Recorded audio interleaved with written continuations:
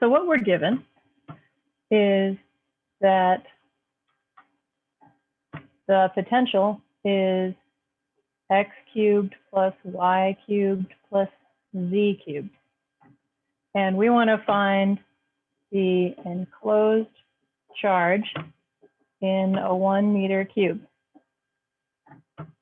at the origin. How do we do that? We know some important facts. We know Gauss's law.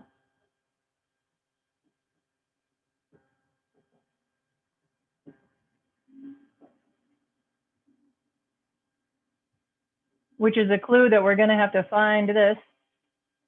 Our surface here is going to be the cube. How do we find the electric flux density? We know from constitutive relations that it is epsilon naught times E. Okay, and how do we find E? We're going to find that from the voltage, because that is minus the gradient of the voltage. So those are all our steps. We kind of worked backwards. Our first step is going to be this one. Our second step is going to be this one. And our third step is going to be that one. Let's start with the first step.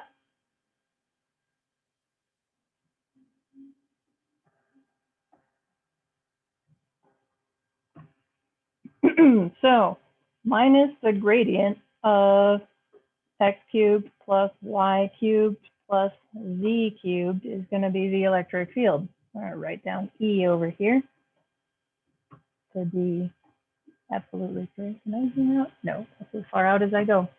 Okay. So the gradient in Cartesian coordinates is pretty simple. Here's our minus that we're preserving from this one. And it is x hat times the derivative with respect to x of all this stuff. I'm only going to write down the relevant parts. The derivative with respect to x of y cubed and z cubed is 0. Sorry, these are partials, really. So I just use the x cubed bit there. Plus y hat partial y cubed plus z hat partial z cubed. I want to make it really clear here that you take these derivatives of the entire function. I'm just preemptively canceling out the parts whose derivatives are 0. I'm not taking their derivative, right? So if I take the derivative with respect to x of x cubed plus y cubed plus z cubed, I get partial x of x cubed plus partial x of y cubed, which is 0, plus partial x of z cubed. I ran out of space, but that's also 0. So anyway, I did that. I did this for every vector component of the gradient here. And then I just skipped the step where I write down the zeros. That would have taken up a lot of space. Excuse me. Still kind of waking up, you know? Okay, so this is pretty straightforward to write down. I end up with an electric field that is equal to minus sign 3x squared x hat plus 3y squared y hat. Oh, we're using the A unit vectors in here, aren't we? So I'm going to write these as a hat x and a hat y in order to be more consistent with our notation. A hat y plus 3z squared a hat z. That's the electric field in this region. Cool.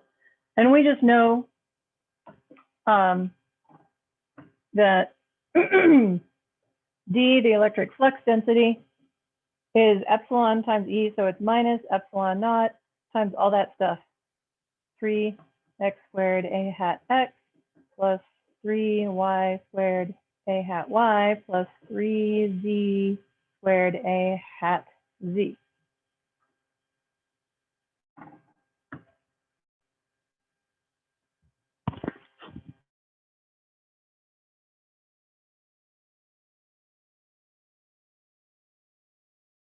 So far, I want to make sure my headphones are working.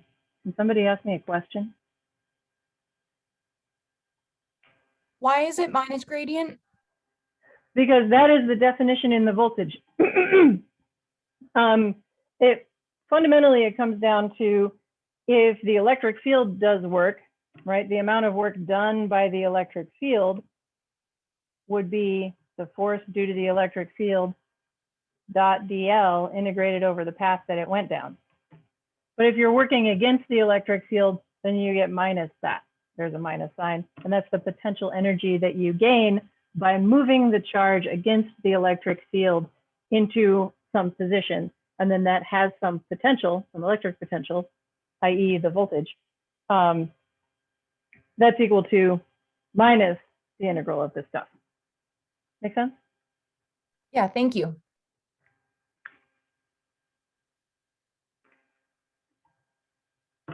So I need to keep just that line and get rid of all the rest of the stuff. Also, thank you for helping me verify my audio situation.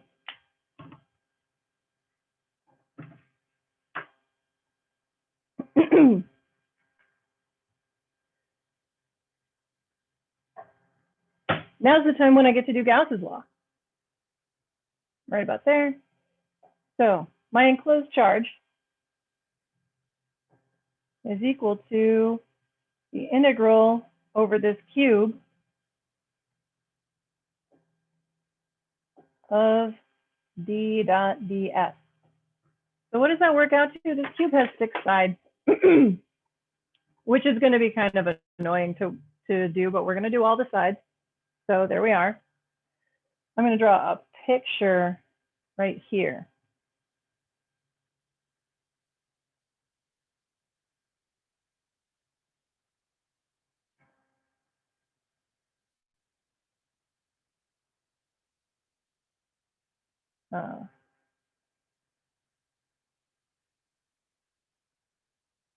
Need to change the view angle a little bit. There we go.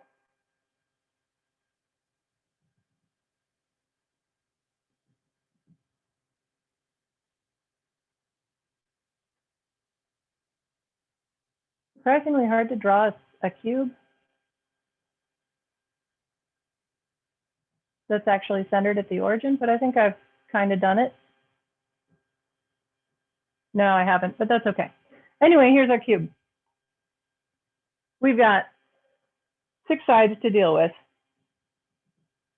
Let's start by the sides that the x-axis is perpendicular to. So these are sides of constant x, the right side and the left side. I'm going to start over here, and I'm going to write down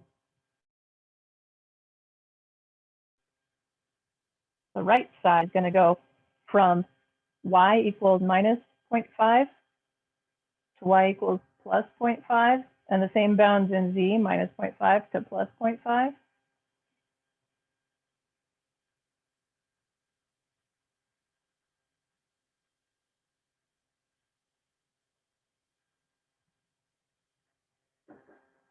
And on this surface, this is the right-hand face that we're dealing with right now. The surface normal vector, ds is in the direction of the surface normal vector, is going to be in the x direction, the positive x direction. And in fact, I'm gonna wait for a second. So right here, it's going to be a hat x, and then we're going to integrate over y and z. So dy dz, like that. When I take the dot product of this electric flux density with this ds, I'm only going to select out the x component here. So I'm not even going to write down the other x components. Sorry, the y and z components. Because I don't want to take up the space. So I end up with minus epsilon naught 3x squared a hat x dot a hat x. This is z, this is y, so I'm going to write dz dy because the convention is to write them kind of nested like that. Cool, so that is going to be the integral for the right-hand side. Let's do the left-hand side. On the left-hand side,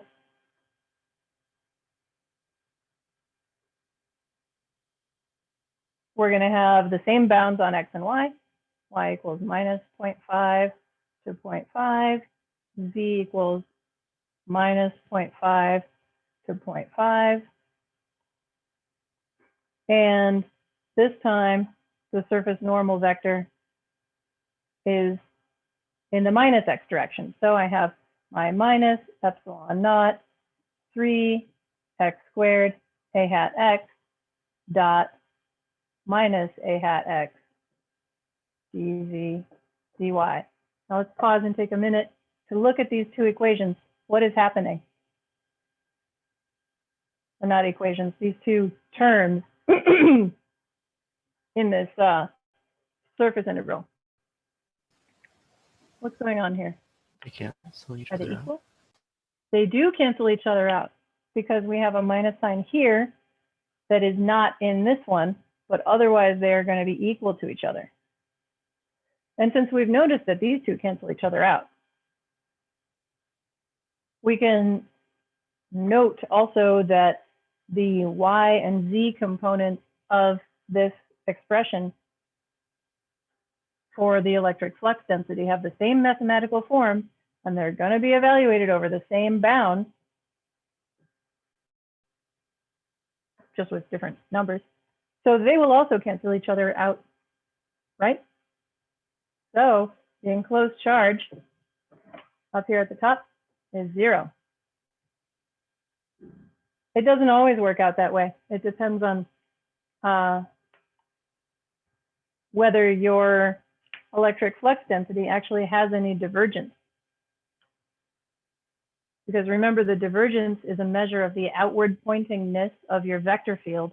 And if it has 0 divergence, then there must not be any charge enclosed because the divergence of the electric flux density, right? Divergence of D is the volume charge density.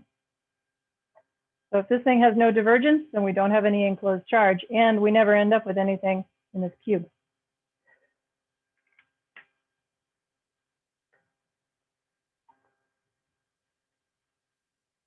Trying to stop the recording.